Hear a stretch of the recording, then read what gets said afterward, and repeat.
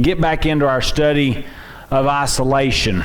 And I did look back over, I looked back and I was thinking that we had started this in March, but it was actually the 1 week that we came back in July that we actually started this. And that's where we did our study on being isolated because of our faith, or being isolated through faithfulness. And that was talking about Abraham, who isolated himself, or became isolated from the world around him, became isolated from his family, became isolated from all that he had known to follow God in faith. Then last week, as we picked it back up, we talked about Joseph and how Joseph was isolated from his family, how his family isolated him from them and completely through their hatred of him caused him to be isolated from the family. But tonight we're going to talk about one who was isolated from hope. And this was this is one that was brought to despair and brought to a great depression because it seemed that he lost all hope in life. And we were over at, when we were over at the Cove a couple weeks ago, Johnny Hunt, he gave a great message on, basically on depression. And Johnny Hunt had been through a pretty bad time of depression in his life, even though he was so successful and his ministry was a great success. He took Woodstock, or First Baptist of Woodstock, Georgia, to just unbelievable heights. I mean, it's a phenomenal going church, and I think they started with about 100. When he went there, they were about 180 people there when he went there. He's had great success and just great numbers. He's been he was the president of the Southern Baptist Convention at one point. He was the president of the North American Mission Board. He has retired from his pastorate role, and now he basically works all the time with the North American Mission Board, doing things like he did, doing different events through training pastors and stuff at the North American Mission Board. But just a phenomenal ministry that he's been blessed with. But yet through all of that, he went through a time of depression, and a time where he felt alienated from his people and felt like that there was no hope. And he told about there has been countless pastors that have committed suicide. There has been so many people that have fallen into depression. And it's one of those things that I can't say I understand. I've never been to that point, and I've never been at a point of depression. But I have been to the point to where I have felt like my ministry was hopeless. I felt like, you take, especially when you're working with youth, and I've taught youth for so long, and there's times that I don't know what that is popping, but there are times we're getting some sort of interference. It may be from what they're doing over next door, because they hadn't been doing that. But there are times where you just pour your heart into your ministry, and you pour your heart into those kids especially, and you work with them, and you work with them, and you work with them, and then you find out that one is, you see the things that they're posting on Facebook, or you find out that one of them's pregnant, or you find out, there's just so many things, and you just feel like you're a failure. And I can understand that in ministry. I can understand where people, you pour your heart into your ministry, and then things just happen, and you feel like you have failed so many times. And I've felt that way, and I'm not one to get downhearted real easily, and I'm not very pessimistic. I'm pretty much optimistic in most things. But I can understand where people lose hope, And tonight we're going to talk about Elijah and how Elijah just lost hope. He lost all hope in life, and he got so depressed. And after one of the biggest wins of all times, there's other than Jesus conquering death, there's no other greater win recorded in the Bible.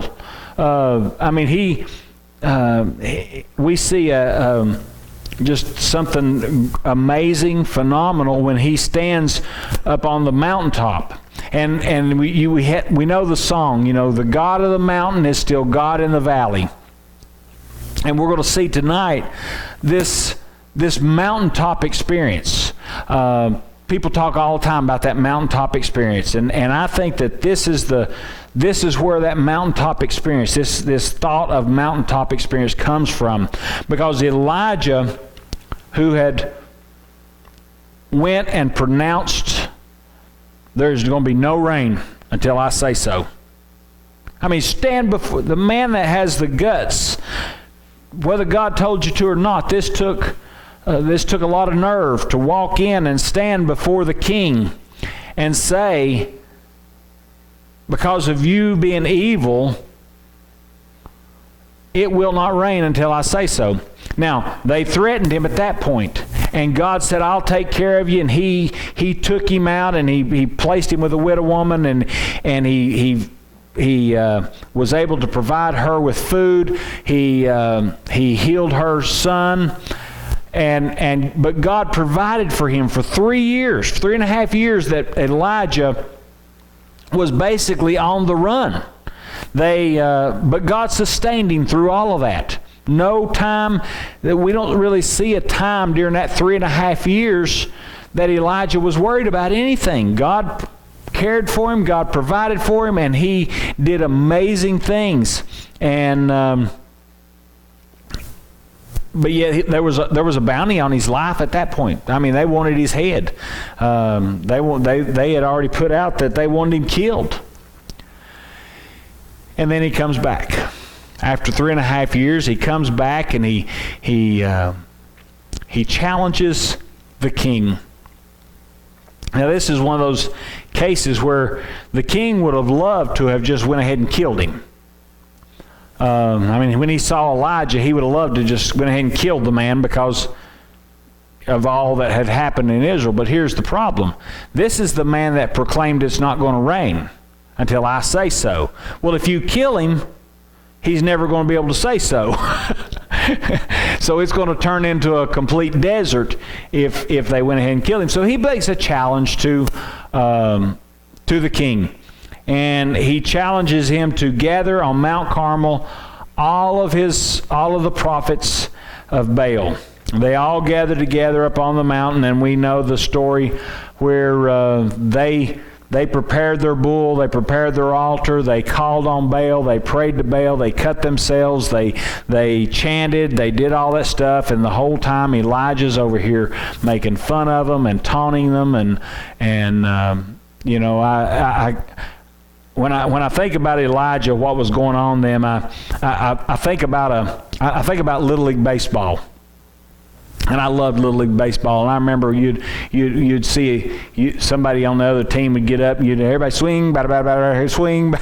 We'd all chant or we'd all do stuff to try to get them to lose concentration. Well, and that's just what I always picture, because here's Elijah just goading them on and on and on as they're doing these ritual dances and yelling louder so they wake up Baal and all this stuff, and they failed miserably. And then Elijah just says a simple prayer. After he soaked everything with water, after he just saturated everything with water, he says a simple prayer: God, show these heathen people who you are. And fire fell from heaven and licked up all the water and devoured everything that he had placed there. And through this, it says that Elijah slaughtered all these prophets of Baal. It didn't say that he had any help or anybody else, the soldiers. No. Elijah took a sword and killed them himself. You take a man that has just went through this, that has just challenged the king, has just challenged the prophets of Baal, have just went through all of this, killed all these prophets of Baal. He is on a roll. He is on the high top mountain. It says that then he says, the rain will be here before you make it back. And it says that he beat the chariots back. I mean, we know that the hand-sized cloud, as it started to grow, it started to come into view, that it just torrential rains. And I believe at some point in this, Ahab saw the truth. Ahab saw that God was God. I believe that he understood that, and because he goes back and from the way I see it and the way I picture it myself, he goes back and he tells Jezebel, and I would say that he was all excited when he told Jezebel, you know, this is God defeated the prophets of Baal, and God, you know, but Jezebel, she loved Baal. She loved the prophets of Baal. And it goes back to, and we look and you look at something like that and you think, how can anybody, after a victory like that, after God showed his power, and Ahab had ran back and told all that had happened, and after she saw what God had done and what Baal had failed at, how could you still follow Baal? Well, it's simple. Baal had no rules. I mean, anything goes with Baal. You pay homage to him a little bit, and there was no morality. There was nothing that said you couldn't do whatever you wanted to do with Baal. And for that reason, it's the same thing we see today with why people will denounce God, why people will follow after an atheism, simply because if you acknowledge God as God, you got to play by his rules. And Jezebel was not willing to do that. And most of Israel was not willing to do that. So when that happened, that's where we come to in 1 Kings chapter 19. And it says in 1 Kings chapter 19, verse 1, it says, "And Ahab told Jezebel all that Elijah had done, also how he had executed all the prophets with the sword. Then Jezebel sent a messenger to Elijah, saying, So let the gods do to me, and more also, if I do not make your life as the life of one of them by tomorrow, about this time. And when he saw that, he rose and ran for his life and went to Beersheba, which belongs to Judah, and left his servant there.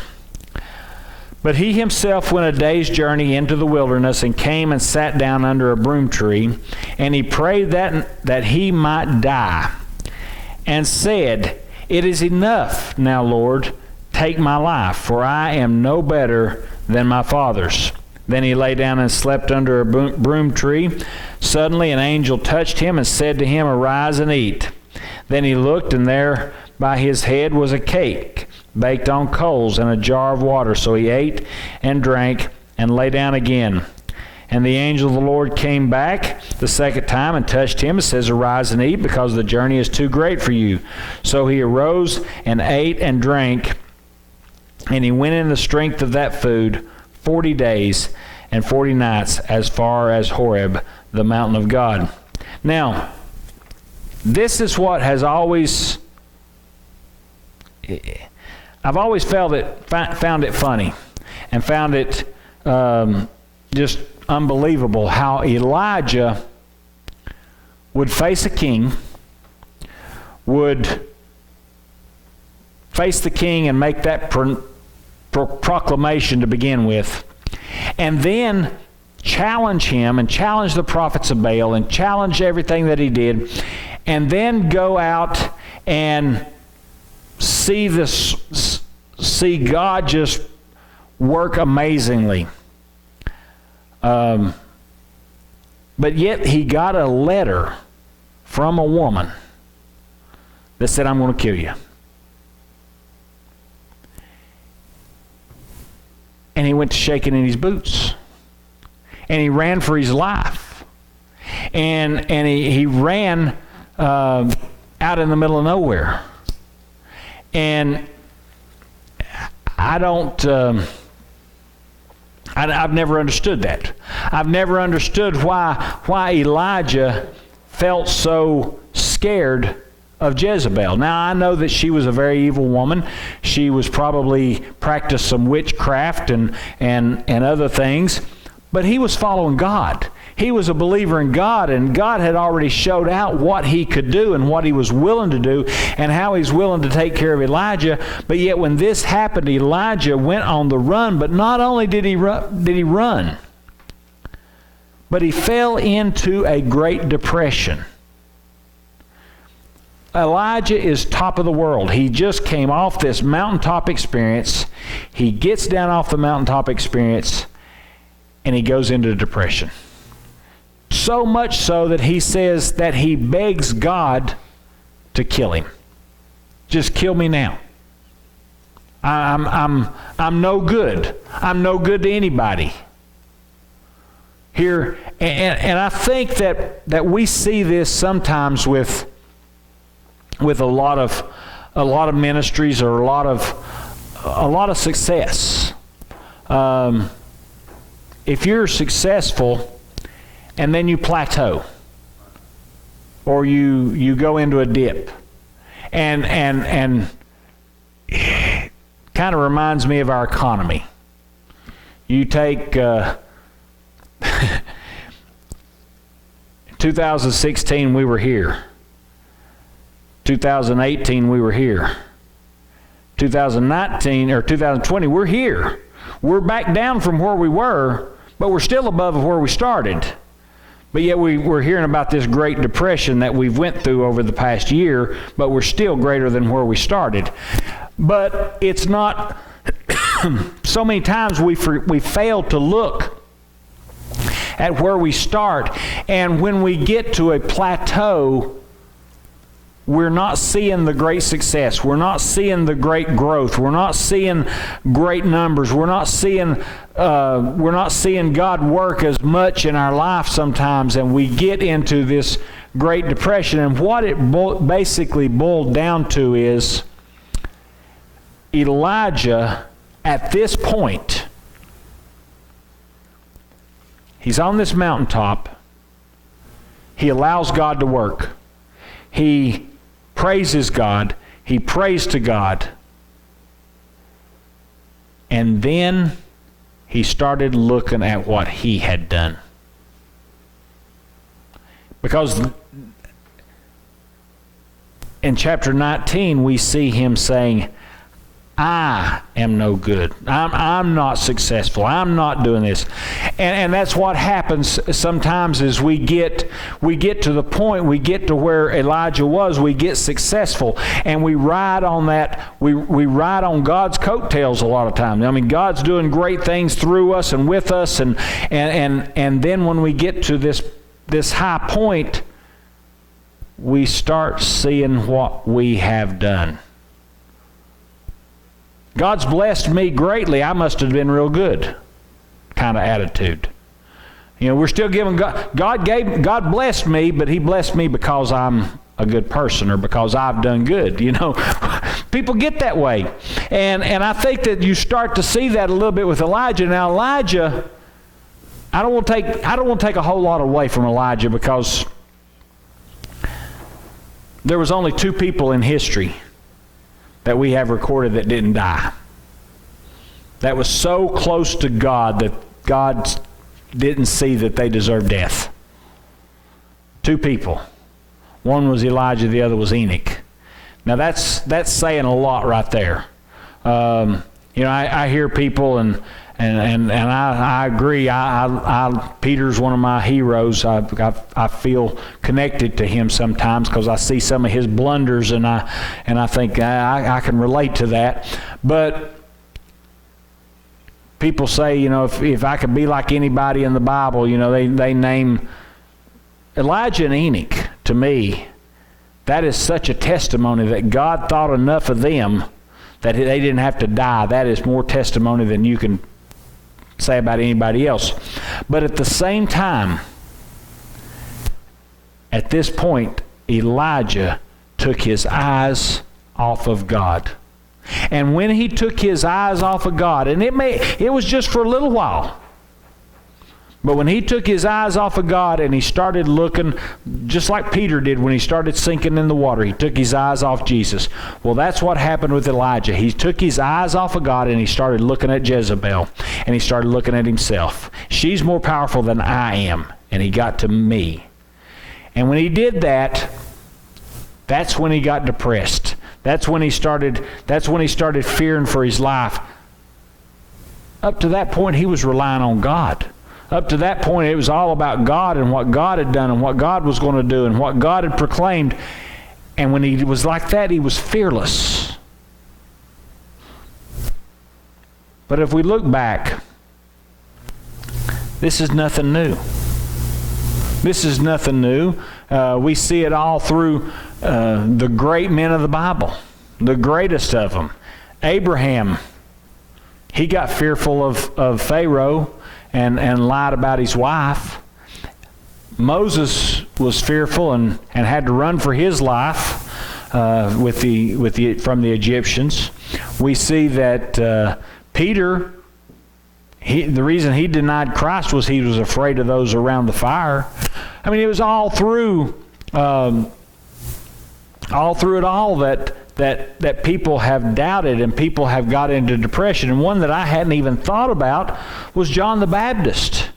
I mean, John the Baptist was standing out on the riverbanks making proclamations and proclaimed Jesus for who he was and baptizing and calling the Pharisees the den of snakes. And he was just, and then we see him after he's arrested. I mean, He's made proclamations about Jesus, and here comes the Lamb of God, and then he after he's in prison, he sends message. Are you the one? Are you the one? You know, he starts doubting, and we start thinking about our situations. And folks, when we start thinking and we start focusing more on our situation than we are focusing on God's plan, it will bring you to depression, or it'll bring you at least to a point, even if you don't get into depression the way that some do, and you don't get to the point that Elijah was, where he was saying, just kill me now. You can get to a point where you just don't feel like you have hope. And that's where Elijah was. He was isolated because of his lack of hope. Now we know that faith and hope work together, but that's where he was, all because of Jezebel, and his eyes were looking at Jezebel more than he was looking at God. Now if we go on there in verse 9, we see, and it says, and there he went into a cave and spent the night in that place, and behold, the word of the Lord came to him, and he said to him, what are you doing here, Elijah? So he said, I have been zealous for the Lord of hosts, for the children of Israel have forsaken your covenant, torn down your altar, and killed your prophets with the sword. I alone am left, and they seek to take my life. So here we see Elijah. Basically, he's doing exactly what I said. It's me. I'm the only one that has held true to you, God. I'm the only one. I'm it. I'm the last there is. I'm the only one that held true to you. And I'm all alone, and they've killed everybody else that's true to you, and they're after my life. But the thing is, that's not true.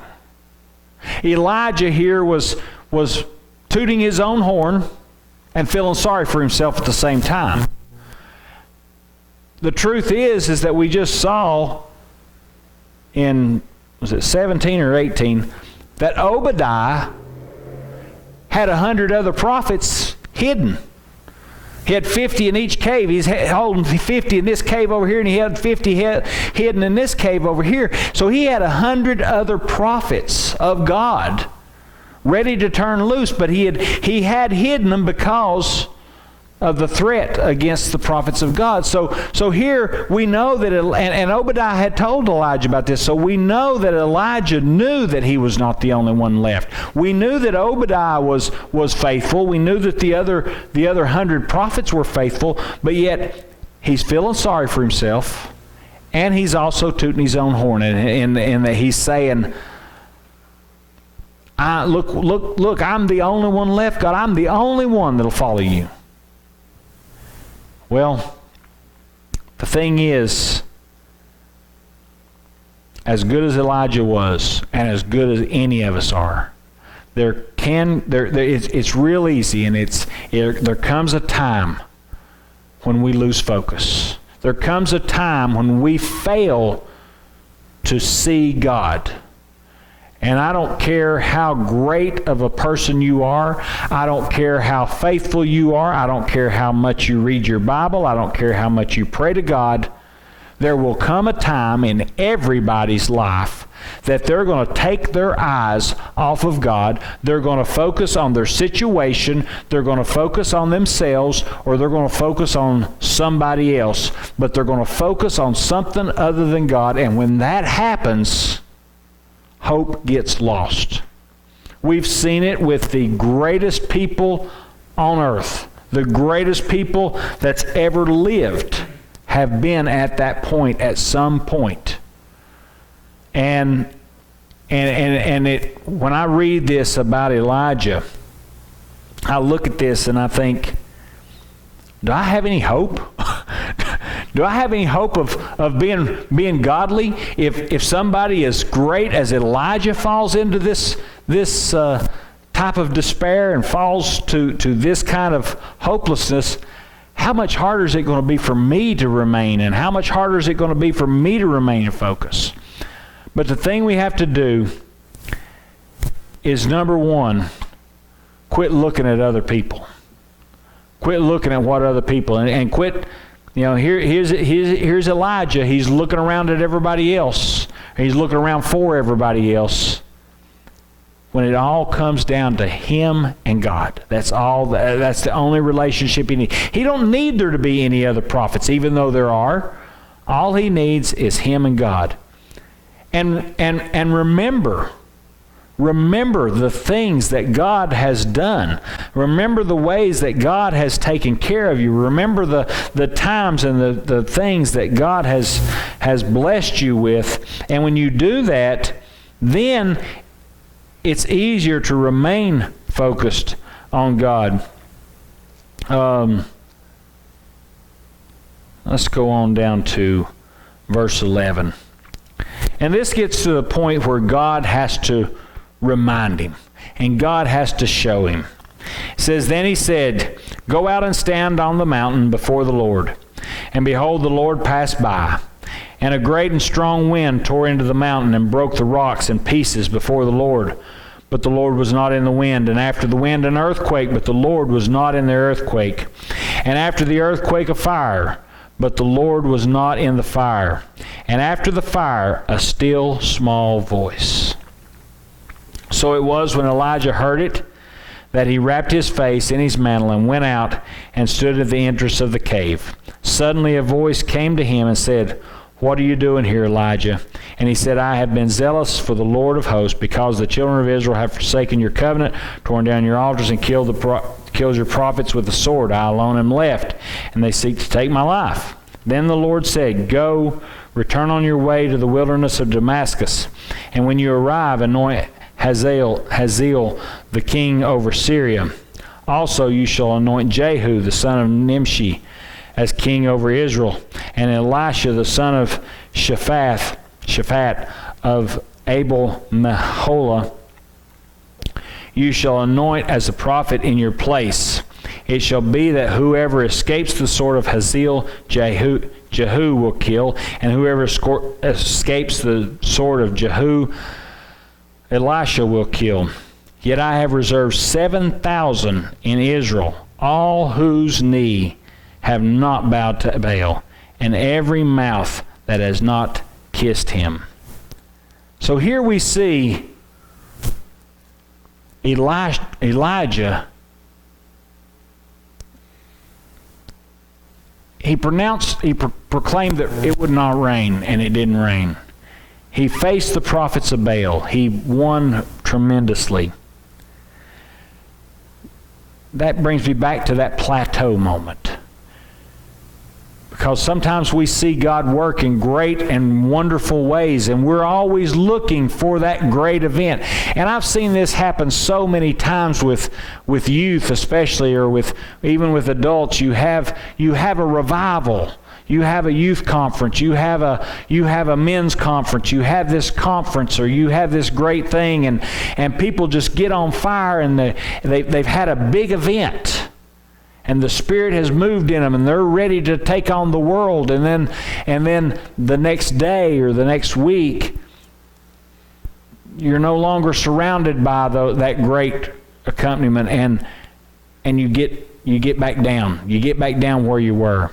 And what it boils down to is Elijah was getting used to those big things, commanding the rain and commanding. He was doing great things. But God showed him here, and that's why I think that he took him where he did and did this, brought an earthquake and brought a windstorm so that he could show him, Elijah, it's not about the big things. Because I'm God in the small, still voice. Great, I do big things from time to time.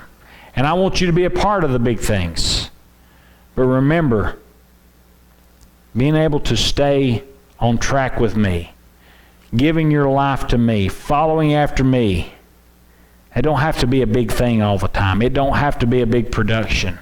And I think that's one thing that he showed Elijah here with his still small voice was, I'm in the little things as well. And I want to be in your life, and I want you to focus on me. And then God gave him a plan. Told him who to go and anoint, and told him who to make king, and then told him who to make his successor. And we see all this happen, but then God reminded him. And I think that this is what's key to helping us never lose hope. Elijah, you don't know what you're talking about. You think you're all alone. You think that all of Israel has turned against me. Elijah, you don't see the 7,000 people that I have saved, who have not bowed to Baal, who have not turned to him, who have remained faithful to me. And that's something we have to remember. We look around the world and we think, man, this world is going crazy. It just seems like there's so much evil in the world, and we feel like sometimes we're isolated as a church, and sometimes God has to remind us. You feel alone, you think you're alone, you don't know what's going on. You don't know the plan that I have. You don't know the things that I have done. You don't know who I have prepared. You see, we've got to remain faithful and don't lose hope, because God has a plan that you have no idea what it is. He'll let us in on it from time to time. He'll tell us what it is, and He'll show us, and He'll allow us to be a part of it. But don't ever think that you know what God's doing, because sometimes He'll just blow you away. Elijah thought he knew what was going on. And because what Elijah thought, Elijah got depressed. And Elijah isolated himself. And Elijah felt all alone. because he didn't put his trust in God and God's plan. God has a plan. God has a plan for this nation. He has a plan for this church. He has a plan for this community. He has a plan for this world. I don't know what it is. And if I start to focus on the things that are going on in this world and all the hatred that's going on in this world and the way I see this world going, it'd be real easy to lose hope. But remember that God, he's got preparations, and his will be done. And when we do that, there's no reason to ever feel isolated in this world or feel like you're without hope. So, anybody have anything else tonight?